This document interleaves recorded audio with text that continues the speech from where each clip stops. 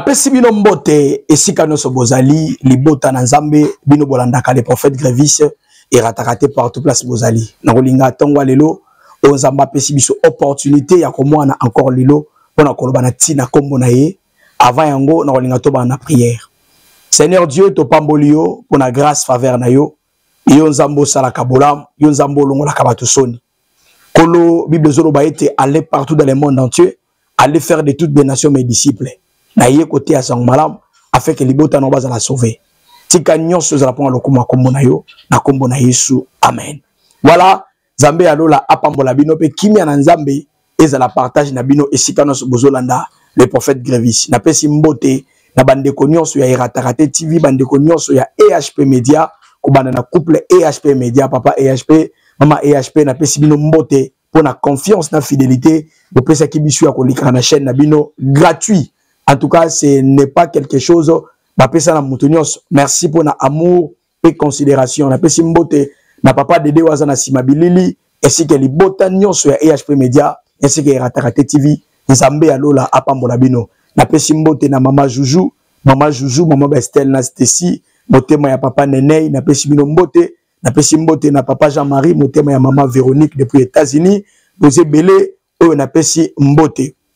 Lelo tokolobela makambo mibale o nzamba pesi biso tolobela lelo tokolobela sur mort ya papa na biso Barut Kasongo o ya otiko tika biso akufi et tokolobela sur 30 jours ya ba prière o nzamba pesi biso na ba miracle o zo salama nde tokolobela ngo ndenge Zambe a accordé biso grâce et faveur ya ko lobela makambo oyo. Toutefois na kolinga na ba totanga parole de Dieu potoleka na ba programme na biso oyo yo Zambe a pesi biso.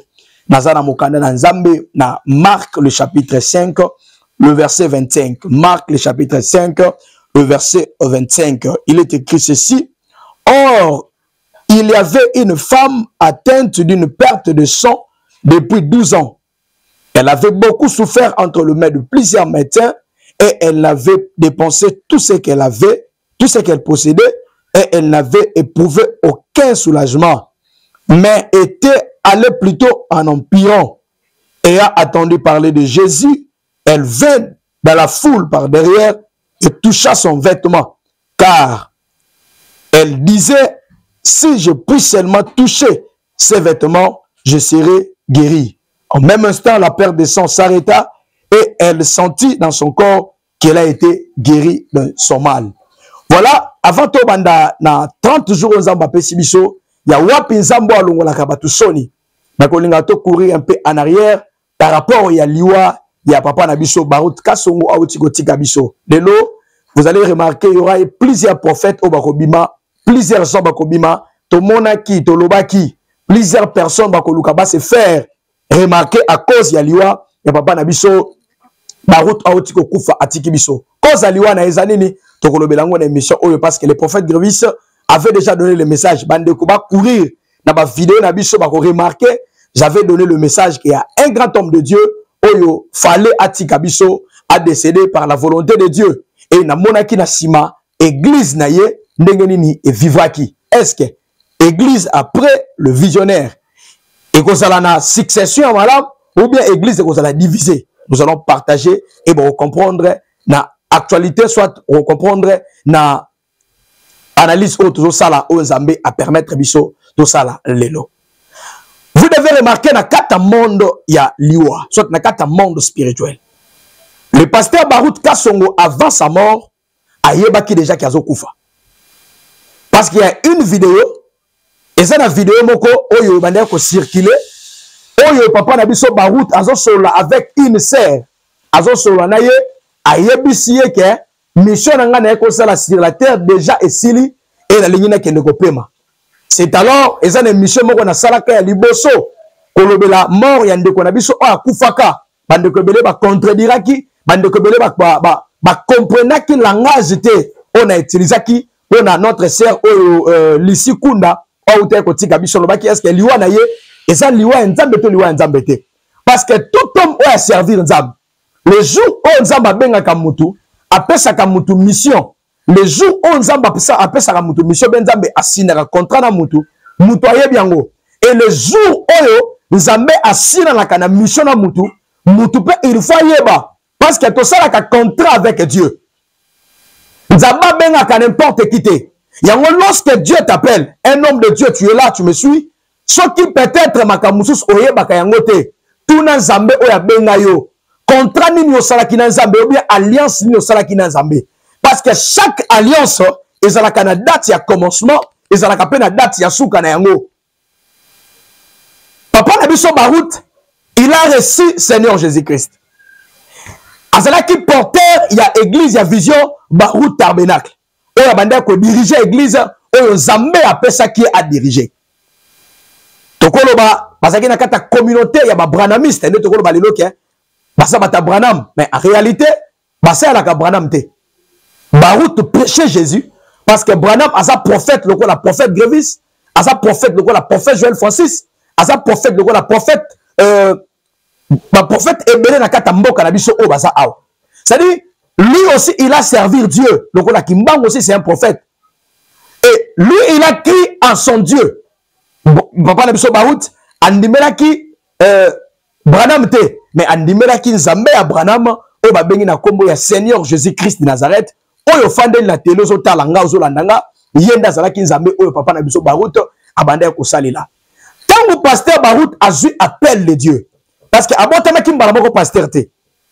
Abotamaki azalaki d'abord jeune akoli atangi ba classe na ye ne Nzambe aye kobenga ye tangu Nzambe abengi Papa Barout Kasongo a scellé alliance apesaki début alliance o bandaki pe na suka na yango eza ne bandeli nango pesa na suka na yango Nzambe tangu azosala alliance na mutu Nzamba za irresponsable, c'est un homme qui est responsable, c'est un papa responsable. Ce qui Bible zolo waboye. Est-ce que la nature elle-même ne vous enseigne-t-il pas? Ni la nature raison enseigner biso. Lorsque quelqu'un a besoin de Moussala, a signé contrat. Quand on signe contrat, il y a déjà contrat nous signé, il y a 20 ans, il y a 50 ans, il y a 100 ans. Et Papa Nabiso Barout, pendant qu'il servait l'Éternel, a collé à servir les âmes. Moutou azanga kawa défaute, moutou azanga kabererte. Mais Papa Nabiso Barout, c'est quelqu'un à respecter. C'est quelqu'un qui n'a pas trahi. À trahir tes évangiles dans Zambé. Papa Barout, azalaki na babuzo bate ba bêtise ba sex tap. Azalaki na babuzo bate ba makiona. Azalaki na babuzo bate ba théâtre de chez nous. Oh le lezo salama. Azalaki na yangote. Mais il avait gardé l'alliance de Dieu au Nzambé à Salaki alliance. Et tant a commis conseil dans Nzambé, lui-même il a remarqué. Et c'est la vidéo qui circulé. Ayebisi fimo ko lobi nga déjà na sali musa na nga na silisia et comme tana kende kopema, c'est-à-dire ce qu'il avait fait il le savait déjà na kata monde des esprits place bo comprendre ka soki mutalinga kufa nengeni na yebaka yango mo na yebisaka batu na no saka likambo avec salama surtout na makambo tali ba mort. Pourquoi? Parce que na yebi na kata monde spirituel lorsque quelqu'un linga kufa nga na koyeba. Un vrai prophète, c'est quelqu'un qui participe dans le conseil dans Zambé. Et ça, mouton participe dans la réunion dans Zambé. Mais ayebi. Que ma kamune zo tambola, mouton a kozala te, mouton a kozala. Pourquoi? Parce que na kati ya choix. Mouton nyonso zo tambola na vie. Ayebi e bandel pa yebi suka na ye. Place ni nazo kende. Na pesi bi l'exemple à mouké. Pourquoi to ba kabatu ya courte joie? Soit ki kozwa kisi, ba kopese e dire. Ce qui Satan a pesi mutu dire. Alors que Bozuyos lui est servi pendant 5 ans. Non non monangote. Bozuyos lui est servi pendant 10 ans. Non non monate. Il n'aime pas dans ça mais parce que Satan a copiera toujours aux ambassala. Tout homme de Dieu a salakana fait. Ce qui a l'igna kufa au moins na batawana a commenté à batu mine sur la mort. Alors ça batu là na so de pema na sel Moussa na ngesili. Abanda déjà ko prédire, abanda déjà ko annoncer mort na ye.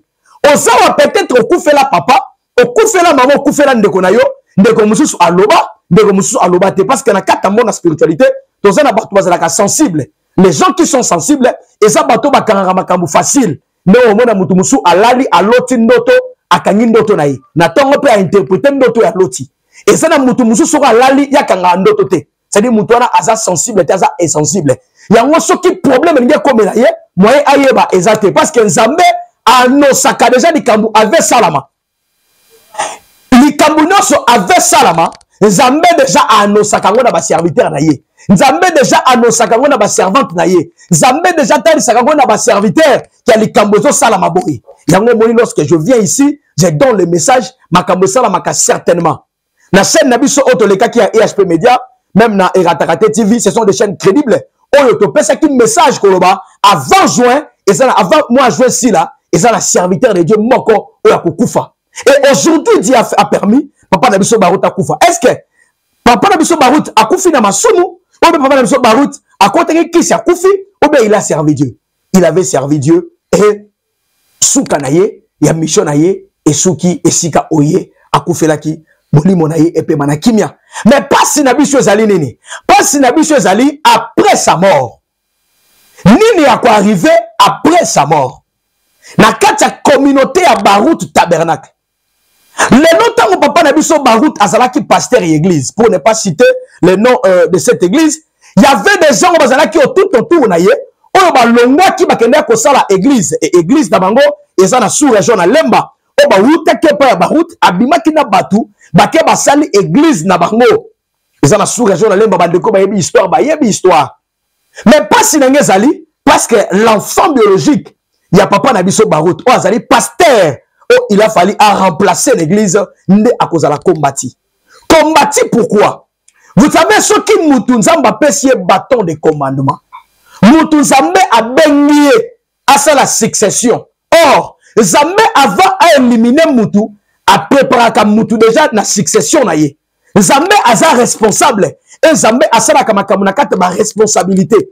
Ayebi makamuni ni wasalaka. Souvenez-vous na histoire ya roi Ézéchias. Bible zolo ba pokufa zamba tindi prophète. Yebisa Ézéchias ata ordre na ndaku na ye. À d'autres termes ni koloba nini? Yebisa Ézéchias a préparé déjà succession na ye parce que ye azokufa, il faut mutaza la peau à remplacer ye. Vous allez remarquer même les apôtres zolo ba lelo, les 11 apôtres bazala ki 12, Judas tanga teki Yesu et ba yokobo Judas yokufa batikali 11 et les 11 bah, qui ont remplacé Judas par Matthias, on a un nombre, il y a 12. Les 12 disciples, bah, ils ont la continuité à vision à Yesu Massia sur la terre. Oh, Yesu a 4 qui n'a moussé à 33 ans, ce sont des apôtres. Ne bah, ils ont continuité, ne te commis le prophète Grévis presque une continuité, il y a une continuité mission, oh, Yesu Massia, ils ont sur la terre, tant il y a Koufi, bah, apôtre, bah, Koufi, bah, patriarche, bah, Koufi, ne le lobby saut au évangile, tout ce qui est nango, si kanzamba, kanito, qui est nango. Papa Nabiso Barut a préparé qui déjà succession na ye. Et nani il a fallu remplacer. C'était son fils. Exactement comme ici église du royaume. Il y a d'autres choses, je ne dirai pas ici. Mais il y a d'autres choses. Je demanderai na bandeko bakola na vidéo. Bon comme c'est la biso message et pas à moi na pasteur Barut. J'aurai des choses à parler avec lui et je vais lui dire des choses à faire et d'être prudent. Je n'ai pas dit ça. Mais azalaki succession. Azalaki successeur, pardon. Oyo, papa Nabiso Barut a préparé qui déjà.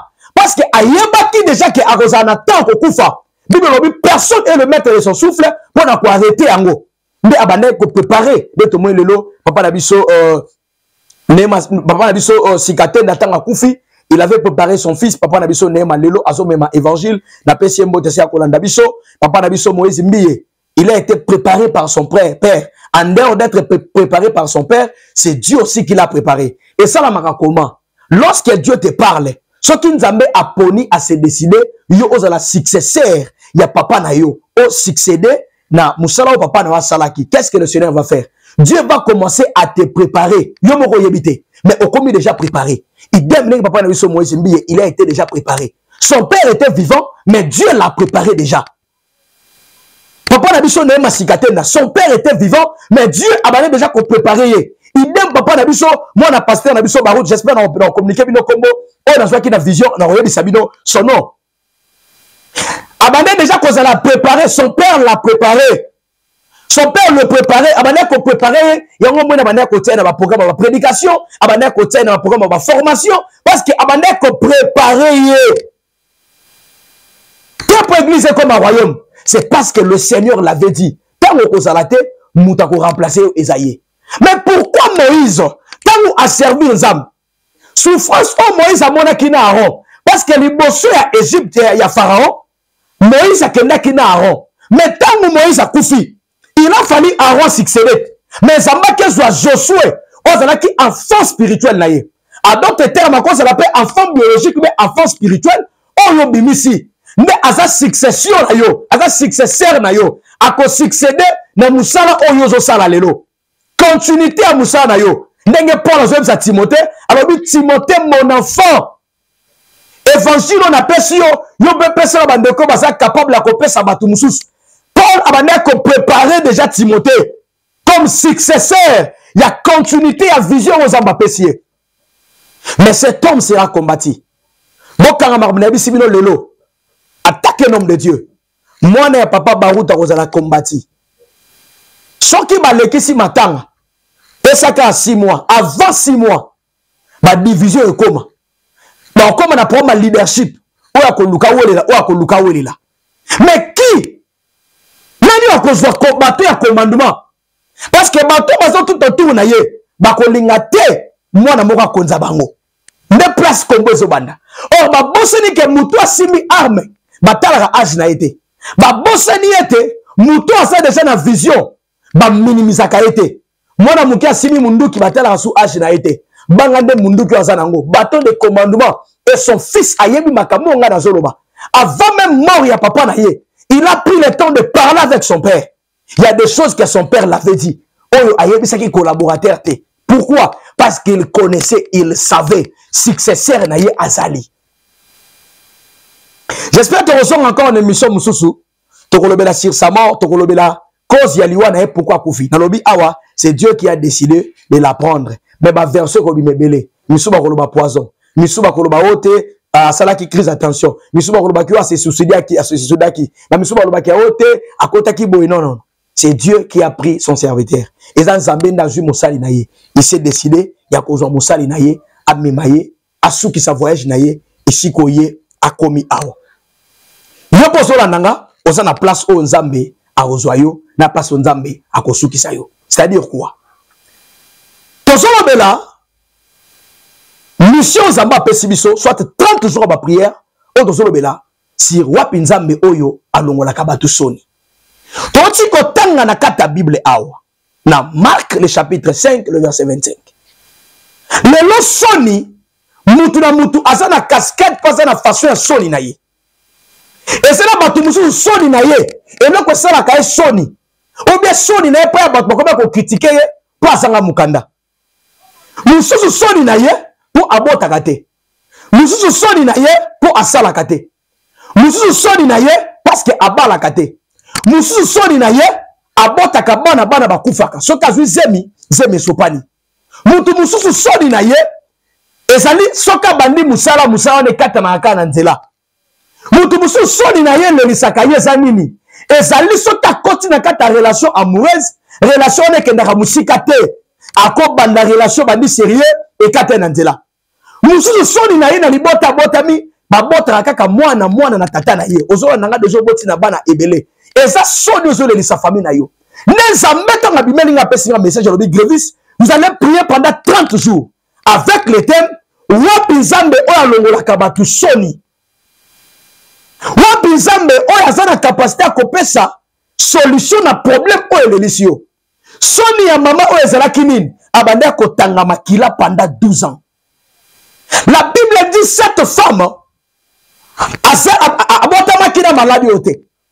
Abotama normal. Mais eyoko tombe ayoko bela maladie nini? Maladie ya kotanga makila. Bible lobi on dépasse mbongo na ba rendez-vous à l'hôpital. On dépasse mbango na bofan.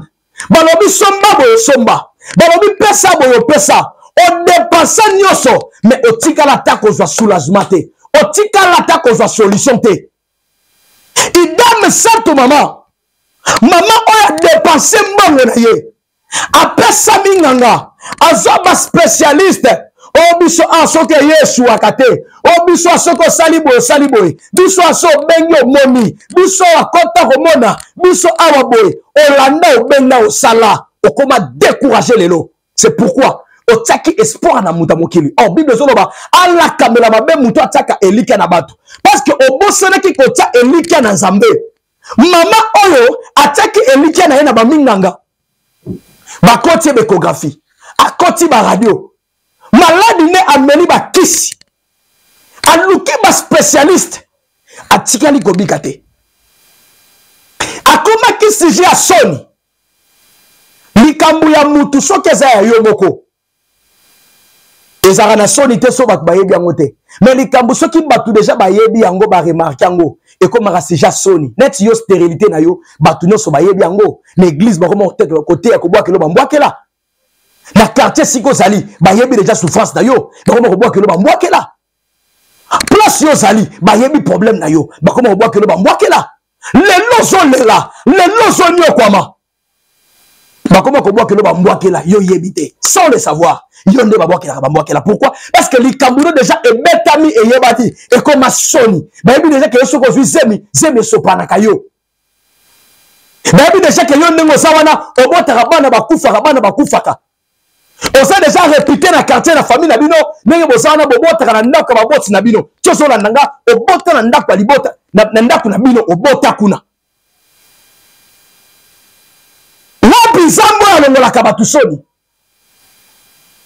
Mais Nzambe pesi biso tem oyo. Nzambe alongola soni na yo. Soni nyonso ya yo atezalaki pauvreté nde komisa soni ma sœur. Nzambe alongola soni wana. Soki ezalaki célibat nde koma soni na yo. Nzambe alongola soni wana. Soki ezalaki coutume ezalaki manque ya voyage manque ya bokanda nde komisa sija soni okoma kobatama na ndako. Ozo travailler na mukanda ya mutu. Yo salaka na mukanda ya mutu ti.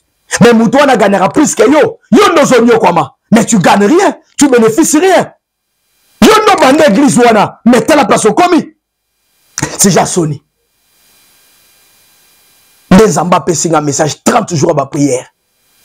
Bandeko to sa mena bango en ligne Nzamba pambola bino. Il y a déjà des témoignages. To bandaki lundi, de mardi bat bazo témoigner. To bandika maman premier jour, to bandaki lundi na tongo parce que ça 3 kir. Premier kir ils ont bandé 5h30, 6h30 au kati. Deuxième kir 17h 19h. Troisième kir to bandi na 0 23h 1h to kati. Troisième kir. Il y a des gens to bandika lundi ba témoigner, ba porte kangama ke fungami. Ba relation kufa ke zongi. Yozo zelanine. Makambo etambola te, qu'est-ce que tu attends? Ozo zelanine, qu'est-ce que tu veux? Le temps otozali et ça t'en conseil la Nzambe ma sœur. Bible zolo ba mwana mwasi oyo na soni wana akima place bat bazali akena ko fanda na fait fond. Le koma na soni okena ko fanda ko batama koma ko batama nzira wana le kakate. Eza nzira oba finga kayo. Eza nzira oba swadisa kayo. Eza nzira oba kritika yo. On est kalisu nzela wana te o changer banzela. O changer banzela tozo la nango koma na banzela na ke na nzela te na banga mutanyongo. Mutanyongo yo kisa o soni afinga yo. O changer nzela. O changer nzela. Nde mwana mwasi otango yo kisangwa Yesu. Alobi non. Na kopesa accès à Satan te. Trop c'est trop. Pendant 12 ans na passion. Abi non. Ayoki Yesu azoleka lobi na kokene na nzela sima na kosimbeka ne lamba soka na simbe ne lamba na biki soni oyo maladi oyo naza nango ekoya lisute esili libela. Et qu'est-ce que la Bible précise? Bible lobi mwana mwasi tango ye asimbi elamba Yesu et automatiquement mwana mwasi abiki et tango abiki bato basekaki bapeseki bakombo ba changeaki langage. Maman, le temps de ton miracle est là. Tebi kamwa na yo komi. Tebi kamwa na yo ekoki. Benga d'abord prophète Grévis to sambela na yo. Na ningi to mekana ko sambela na yo. Peut-être to sambela ke mona ke le côté. Peut-être to benga ki x y makambo simba kité na bodlo na bolimo na Nzambe. S'il vous plaît, to sambela na 30 jours on Nzamba pebiso. Wa pisa mo longola kasoni. Est-ce que Nzamba ko sa solution na problème na yo te? Likambo so le lisayo. Likambo e wume na kata libota na yo. Nzamba ko pesa solution te. Est-ce que les cambouis sont nyokolo au comment muta kolela? Ce qu'on continue na chambre zolela, na salle de bain zolela, ce qu'on entend la télé, le zolela. Le moment est ngoyo. Ezaba pesibiso 30 jours le temps de ton miracle. Yakatolo Kanzambe. Contactez le prophète Grévis à plus de 143 89 62 55 846 plus de 143 89 62 55 846. Tout ça, la direct, la chaîne Nabiso et Ratakate TV. Yo, maintenant, s'abonner à la chaîne Nabiso et Ratakate TV et activer cloche à notification. À chaque fois que tu as une émission, à chaque fois que tu as direct, on consenti déjà que tu as direct ou en ligne, nous allons prier le Seigneur et te détruire ma force à ténèbres. On est bloqué à Finayo. Le temps est proche, le temps est arrivé. Tant il faut au moins abonner mon Nzambe, tant il faut Nzamba libérer Finayo. Moi, Pinzamba Longola Kabatusoni. Yesu Masia ye yoye, wa Longola Osoni na problème aux anango, na makambo et l'elisio. Na lingi na sambe la pona yo. Osa malade, osa na problème, osa na difficulté makambo esi mate. Zoaka loboko na yo tsana télé na yo place ozali. Soko zota na téléphone, zo loboko no tsaka na direction loboko na ngeshi zali. Na sambe la pona yo. Seigneur Dieu merci. Seigneur so lobiko ezate. Mais na tongwa lelo na lendi siye, seule personne a la capacité à couper sa solution. Eza yo Yesu Masia de Nazareth. Papa, kaka ndenga te loboko na direction loboko na nga e koma loboko na yo. Na lingi o ezala ki difficile na vie ne koma facile. De l'amour na yo ezala partage à vie na ye. Seigneur Dieu de gloire. Oya ko s'abonner même na EHP Media, na Eratakate TV azala béni. Longo la soni na bango pe bunela bango bitumbo bazo monate. Na kombo na Yesu Masia. Père merci. Je crois au miracle. Nous en sommes beaucoup sakate. Au nom de Jésus-Christ. Amen. Voilà. C'était le prophète Grévis. Au limite, on a un groupe na biso prière. Auto bon en ligne na butu. Parce que na butu bon na excusez, na groupe WhatsApp. Au combien papa n'a intéressé na enregistrer na ko tayo na kata groupe na prière. Ya kato luka na nzambe esika makambo esimbate. Ceux qui kuna lobe simba kite, le lo mekano nzambe na biso. Que Dieu vous bénisse. Abonama. Merci.